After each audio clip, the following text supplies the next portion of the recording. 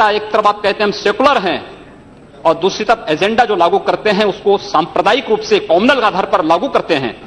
इस देश में 12 लाख से अधिक साधु संत और पुजारी रहते हैं, लेकिन ये लोग इमामों के लिए वेतन की घोषणा करते हैं, एक पक्षीय कार्रवाई करते हैं। क्या एक सेकुलर एजेंडा है?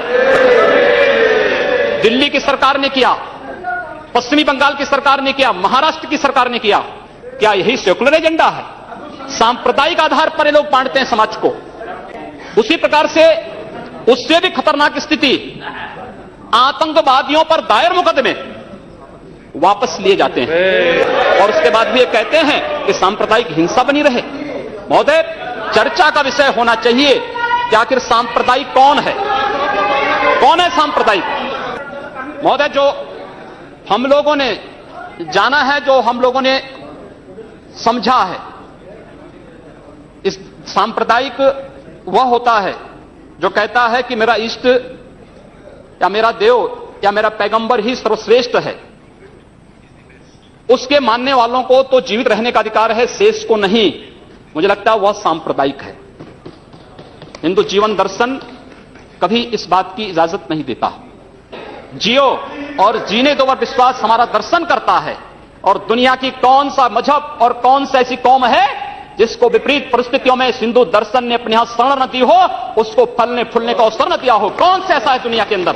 लेकिन आज जिस हिंदू दर्शन ने सबको शरण दी, सबको फलने फूलने का भरपूर अवसर दिया, आज जब उसी के खिलाफ षड्यंत्र होना प्रारंभ होता है तो उसे एकजुट होना तो पड़ेगा ही। और मुझे लगता है इन लोगों के कर्मों का फल है कि पूरे देश का हिंदू जनमानस आज इस बात के लिए तैयार हो रहा है कि उसके खिलाफ आज शासन तंत्र से जो षड्यंत्र हो रहे हैं उसका जवाब अपने स्तर पर देना ही पड़ेगा। और आज वही स्थिति सामने आई है। महोदय, मैं पूछना चाहता हूं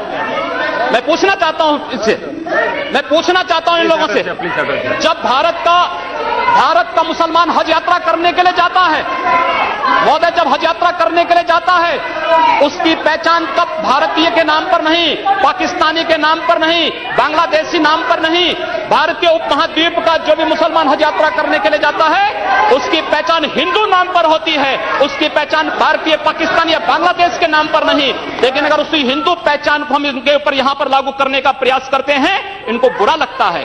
हिंदू सांप्रदायिकता नहीं, हिंदू राष्ट्रीयता का प्रतीक है, और भारत की राष्ट्रीयता का प्रतीक हिंदुत्व को बदनाम करोगे उसकी कीमत चुकानी पड़ेगी इन लोगों को। और इसलिए महोदय, मैं आप सबके आपके माध्यम से एक बार कहना चाहता हूं। महोदय, एक बार गुरुदेव रविंद्रनाथ टैगोर ने कहा था, गुरुदेव रविंद्रनाथ टैगोर ने एक बात कही थी।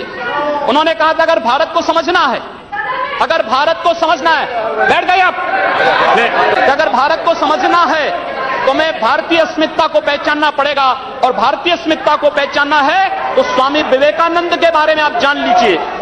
स्वामी विवेकानंद ने एक बात कही थी कि गर्व से कहो हम हिंदू हैं। स्वामी विवेकानंद ने एक बात कही थी कि गर्व से कहो हम हिंदू हैं। स्वामी विवेकानंद तो सांप्रदायिक नहीं थे, स्वामी विवेकानंद तो किसी पार्टी के नहीं थे। स्वामी विवेकानंद ने तो भारत का प्रतिनिधित्व किया था पूरी दुनिया के अंदर, और दुनिया के अंदर जो हिंदू आज पूरे देश के अंदर, पूरी दुनिया के अंदर अपनी सहिष्णुता के लिए पहचाना जाता था, आज उस हिंदू के साथ किस प्रकार का व्यवहार किया जा रहा है, वह कश्मीर से विस्थापित होता है, उसे कश्मीर से निकाला जाता है। एक भी बार इस सदन में चर्चा नहीं होती है, इन लोगों का मुंह नहीं खुलता जब कश्मीर से 3.5 लाख की संख्या में कश्मीरी पंडित निकाले जाते हैं, तब ये लोग नहीं बोलते।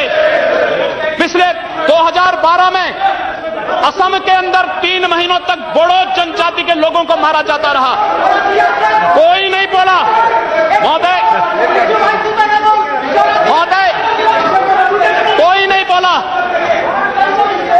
जम्मू कश्मीर के बाद जम्मू कश्मीर के हिंदुओं के मारने पर कश्मीरी पंडितों को उनके घरों से बेदखल कर दिया गया, एक भी बार ये लोग बोले नहीं, इनको पीड़ा नहीं हुई।